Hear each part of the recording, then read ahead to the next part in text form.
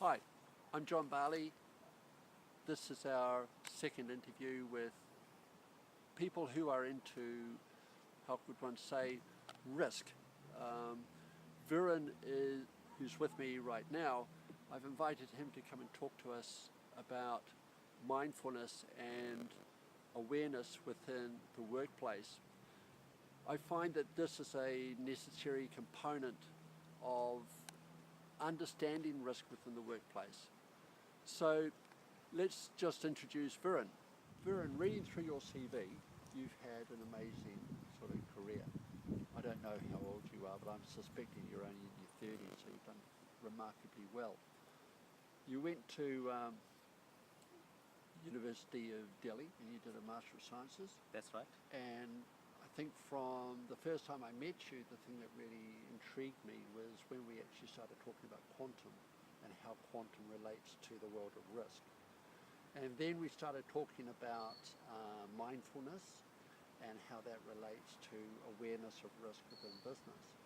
But looking at your career, it spans into journalism, outside design of gardens, Interior design. interior design as well, or was it interior and exterior? Yeah. Yeah, what? Both. Interior and exterior. Yeah, cool, got that. So we did the interior and exterior design, and you've also got NLP, which is, Neuro-linguistic programming. yeah, which is, as I understand it, a huge influencer, enables you to influence people in the message that you're trying to get across to them, which is hugely important. I wish I had those skills and talents. So thank you for taking the time to come and talk to us. Virin, the reason that I think you and I have a pretty good understanding is because you have a real good understanding of mindfulness. What is mindfulness in your world? Well, mindfulness has different interpretations these days because from my understanding, there must be more than about 1,000 different definitions of mindfulness. Yeah. Really interpretations, I would say, rather than definitions. But it's simply defined. Mindfulness is just the act of focused awareness in the present moment. Yeah. In a kind and non-judgmental way. So it's also really important to understand what mindfulness is not. Yeah. It isn't really sitting down cross-legged for 30 minutes in the morning every single day. Yeah. I mean, even though doing that could have potential benefits too. Yeah. But it's actually being 100% in the moment, whatever you're doing throughout the day, whether it's working on your computer, in a meeting, watching a movie, eating, walking, driving. So that's Yeah. mindfulness. Okay. So when it comes to mindfulness and understanding risk, I'm kind of getting the picture that if we were more mindful and in the now, the level of risk for having an accident, having a loss, would be dramatically decreased. Would you agree with that? Absolutely. It's kind of, even though on the surface as well, it seems it's not rocket science. Like Yeah. if you are completely focused on what you're doing, you're bound to get the best results from that activity, whether it's driving. And if you are really focused on driving, if you are not mixing drinking with driving or texting with driving or talking on the phone with driving, Yeah. you're bound to have a very enjoyable driving experience. Yeah. At the same time, you minimize the risk of getting involved in any accidents or injuries following that accident. And similarly with businesses, there's hundreds of risks involved. You probably know better than me around risks, So. Yeah. And the more focus that people have in whatever they're doing, whether it's a business or personal activity, the risks kind of start to decrease. The level of the higher the level of focus and being in the moment, Yeah. the lower the risks involved. Yeah. So one of the things that I'm always very conscious of is, when I talk to business owners, is how do we get them to understand the necessity to adopt mindfulness within their business? How would you promote that to a business owner? It's simply looking at the fact that why would mindfulness help them in their business? It's with any business owner, they have all these specific strategic plans around. Okay, if this particular thing is adding value to my business, I should use it. Yeah. And so talking about mindfulness, it has various aspects, how it affects the level of risks that we were talking about earlier in a business. A business, as we know, involves a variety of risks, whether it's operational risk, financial risks, or compliance, or strategic planning, or reputational risk. Now there was a term coined a few years ago which was called risk mindfulness. Wow.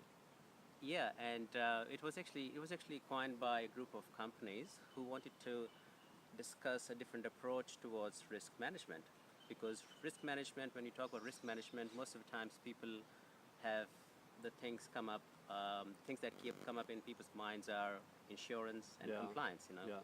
And so they thought it was a very narrow or limited view of risk management. Yeah. So they coined this term called risk mindfulness, which is actually being mindful of what all is involved, to have a broader perspective on their risk profiles. And that has started to help businesses understand risk from a different perspective. Yeah.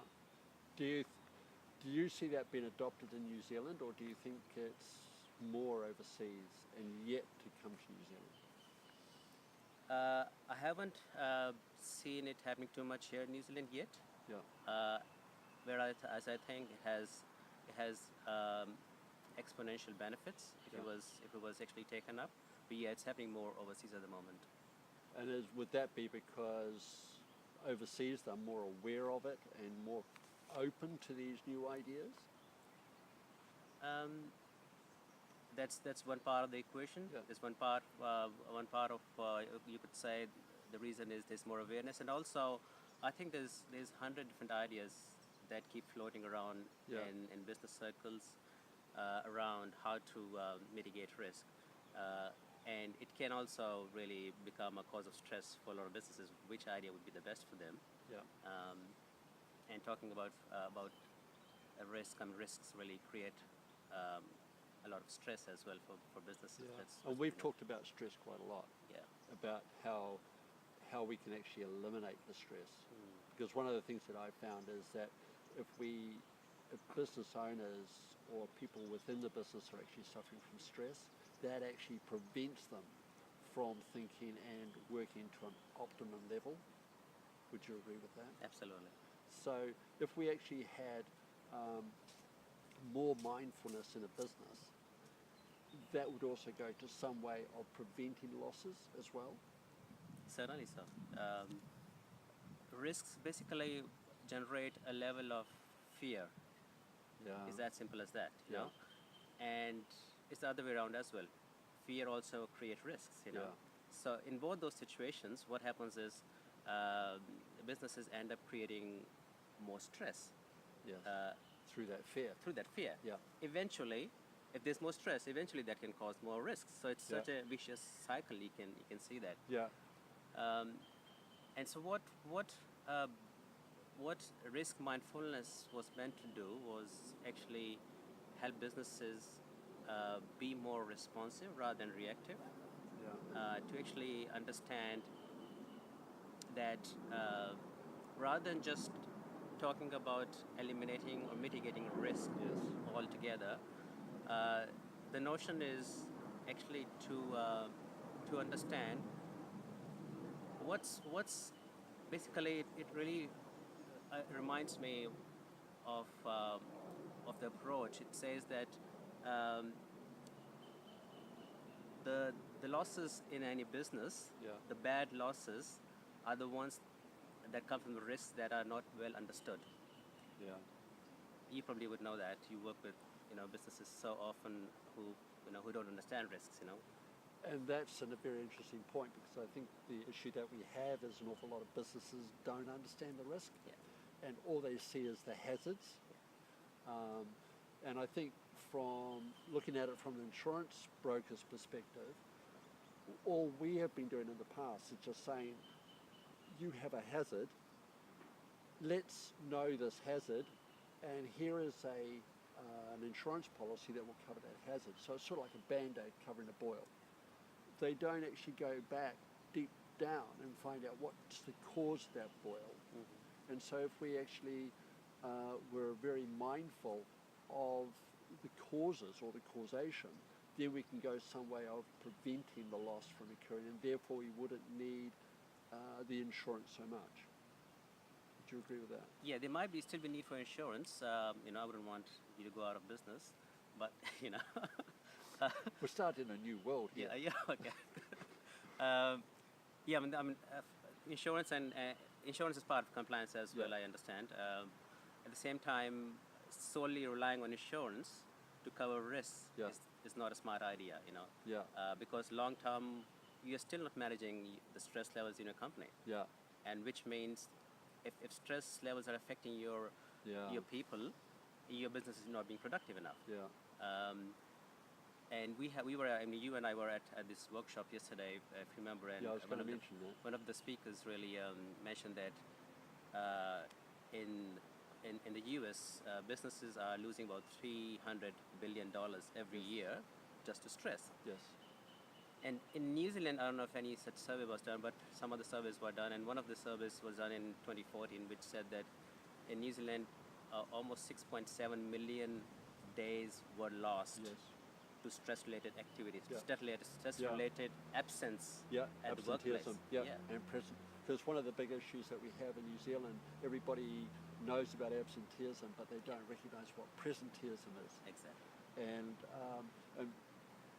from my perspective and from what I picked up, presenteeism is when you're actually sitting in a computer or you're sitting at your desk and hello, we're just not at home.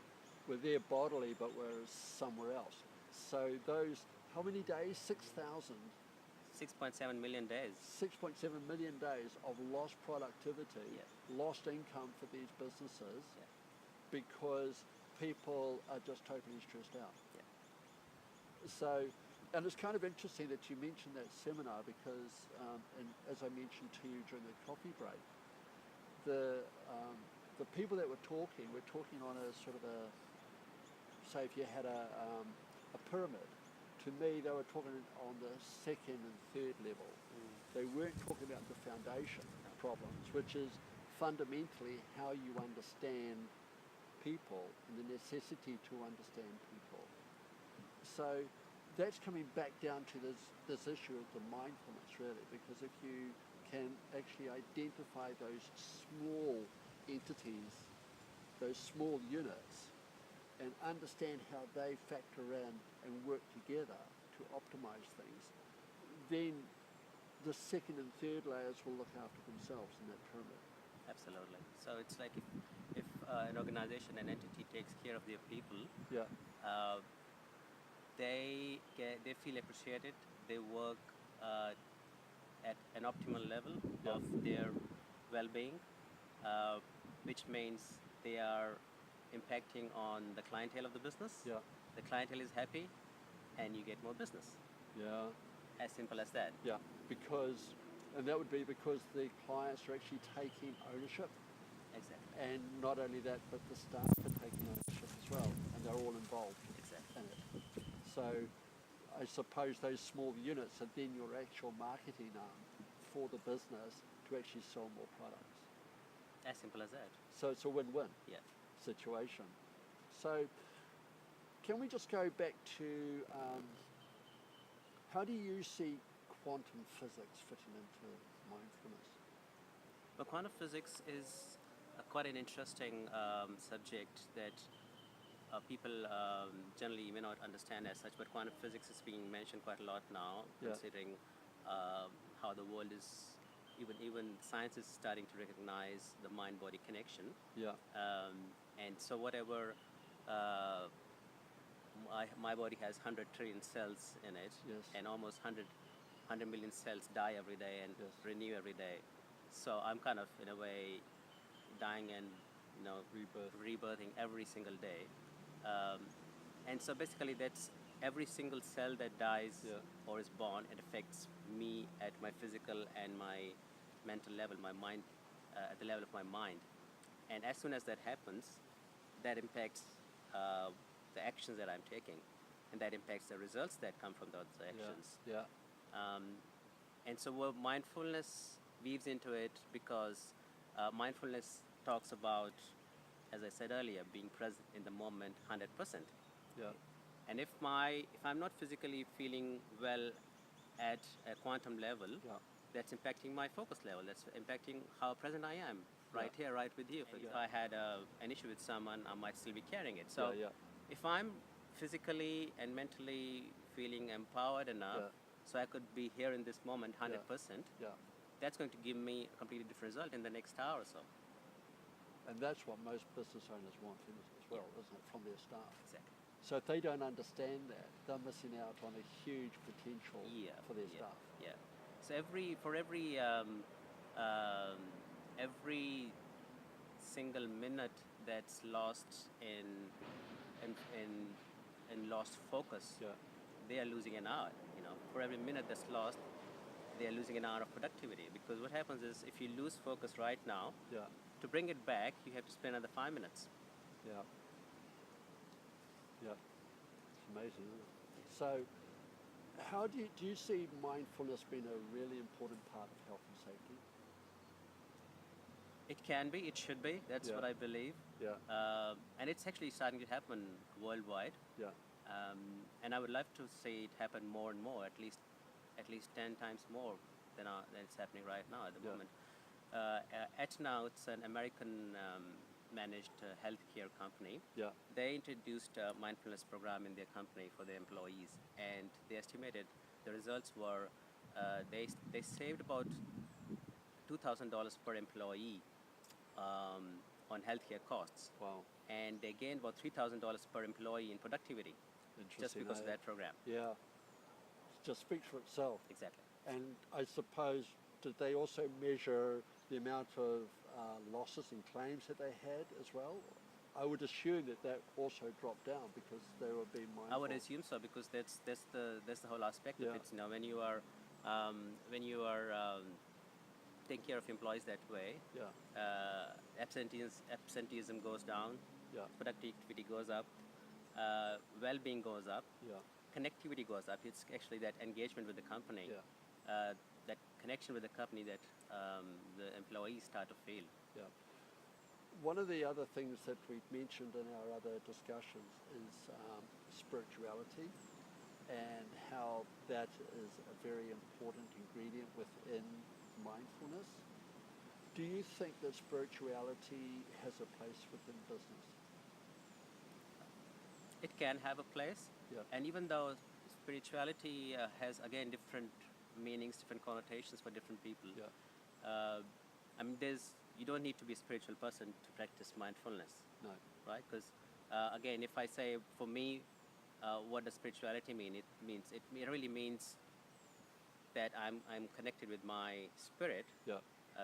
which someone may call soul, someone may call their inherent being, Yeah. or whatever they would like to call. If I can feel that connection with who I am, who I really am, not just this body, this physical body, Yeah. that makes it much more powerful, that experience. Yeah. And I suppose that's also going to connect into somebody's idea of their own purpose in life. Even if they're working for a company, it gives them an idea of their purpose within that business. Exactly. And so basically, if in an organization there's 50 people working, Yeah. all of them have different ideas of their own spirituality, different levels of connection with who they are, Yeah. different levels of understanding of their purpose in life. Yeah. And that purpose may or may not align with the purpose of the company, of the organization. Yeah. But at certain levels it may. Yes. But if they don't understand how it can align, Yeah. or how if it doesn't align, they sometimes you see people, you hear people saying, "Well, I've been stuck in this job for the last 20 years, and I hate my job, and What am I doing here? what am I doing here? Yeah. I don't. Every morning I wake up and I feel sad for myself." So it's sort of self-sabotaging, not only to the person but also to the business. Yeah, and people carry on their lives, living their lives like that, and we have majority of our people live their lives that way. And I was actually stuck in one, but not I wouldn't say stuck in that job for a Yeah. while. I was in a corporate role for a while, Yeah. and I totally started to enjoy it when I started it. But a few months later, I started to have a very high level of discomfort around what I was doing there, Okay. and slowly started to grow. And one fine morning, I woke up and felt I don't want to go to work today. Um, and And you didn't I go to work? I did go to that work to work that day Yeah. just to put in my resignation. Wow. So I quit. Yeah, I didn't have any backup job available, anything. But it was just I just felt that I had no connection with what I was doing. Yeah. It didn't really align with my purpose, my values. And that's a big risk to businesses as well, isn't it? When people go in there Yeah. and they're totally not connected with what the business wants. I felt really sorry for my boss Yeah. because, and actually went up to my boss and said, "Oh, I want to quit." And she was very nice. She was very Yeah. kind about towards me, and she said, "Oh, um, that's a really a big shock for me Yeah. because we value you. You are really a valuable part of our Yeah. team, and you're doing well. So I'm a bit surprised why you want to leave." I said, I'm not feeling inherently happy Yeah. with what I'm doing." Yeah. But she said, "Okay, let's talk about it in a couple of weeks' time." A couple of weeks later, we Yeah. met up for coffee again, and she said, "What do you think?" I said, "Oh, yes, still want to quit."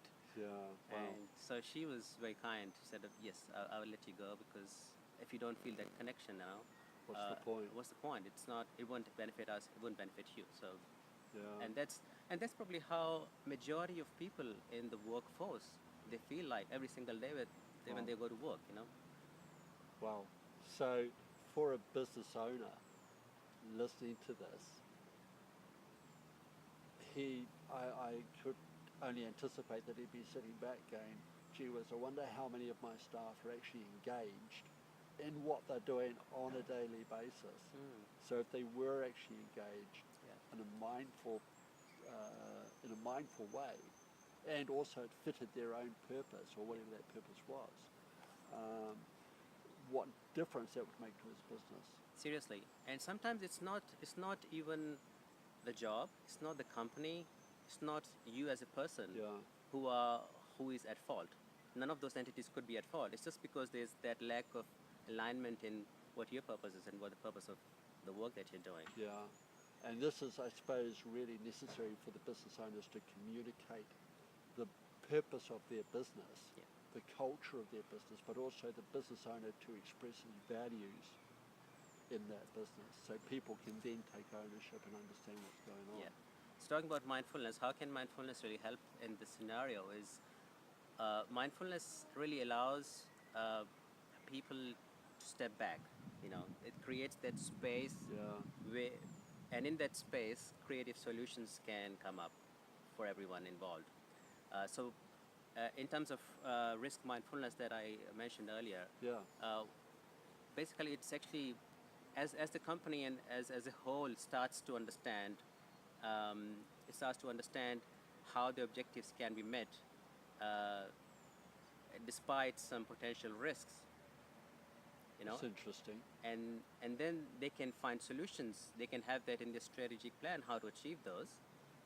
That's mindfulness. That's actually being completely mindful of, completely focused on the bigger picture, on that the business cannot see usually, Yeah. if they are totally engrossed in their daily activities. But with mindfulness, they can start to see what their internal and external risks are in Yeah. the business. Yeah. Just like a human cell, basically. Perfect. Yeah. Yeah. So, for a business owner listening to this, how easy would it be for them to sort of, one, contact you, but two, also start to get his or her head around adopting this mindfulness strategy? There's no standard or silver bullet to it, and so we do a needs analysis of what the specific challenges are around the kind of risk they're facing, particularly around stress. Stress, as we talked about earlier, it's become one of the biggest risks in business. And so we do a little needs analysis process around what their challenges are. Then we come up with a strategic plan that suits them. And this plan could involve a series of workshops. And I usually, there's a set of workshops which I usually do, 4 different workshops that look at different areas of mindfulness. Different areas that mindfulness can help us in. And then during the course of these workshops, we could also do individual one-on-one sessions with the business owners if required. But during these workshops, we encourage participants to actually experience the first-hand benefits of mindfulness. Okay. And because it's not theory, it's actually experiencing that. And I'm all for basically doing it smartly. People don't have time these days. People are time starved. So the skills that we teach in our mindfulness workshops are quite practical, easy, yet very powerful. So, and people can instantly start using them immediately after leaving the workshop in their work environment, in their personal environment. And I usually like to go back into the business, do a review 3 months later, and see if the skills are still being used. Because what you're really talking about is soft data as opposed to hard data, the KPIs and for those accountants that are listening, all the financials, profit and loss. What we're talking about now is that soft data and how to measure that to see that those KPIs can be actually reached. Would that be right? Very important, because if a business is investing in anything, whether that's a new strategy, a new technique, it's a new or a new professional development, learning exercise, they need to measure it as well. If they're not measuring it, we wouldn't know whether it's working for that entity or not. And you can't really improve anything that's not measured. Does it answer your question? Yes. Yeah. So, and would you actually put mindfulness right through the business? So it's not only management, but it's also the staff at the lower levels as well. Very much so. I mean, if I was asked to do mindfulness only with the business owner and not the team, I would really assertively tell them to actually to do it, because it's. I mean, they wouldn't. Again, it's going back to that connection. If they're not, if a single employee there every single day works in your company and is working towards making it a huge success or helping you meet your KPIs or your desired goals, and if they're not, if you don't know anything about what their life purpose is or how they are feeling on every single day, because employees coming into the workplace, they cannot isolate their personal lives from the work life, and they're bringing in all their personality into it, their personal problems. Someone shouted at them out there, or if they had a tiff with their partner or with their teenager, or and they carry that into the workplace every day, and so they need help with that as well. That's awesome. So they would contact you by contacting Virin at? Yeah, it's Virin at viringomber.com. Very simple. So, and my website is viringomber.com. And do you want my phone number? Yeah, whatever your phone number. And your mobile? Yeah, 021-188-4969. That's my phone number. So very simple, easy ways to contact. I'm quite approachable.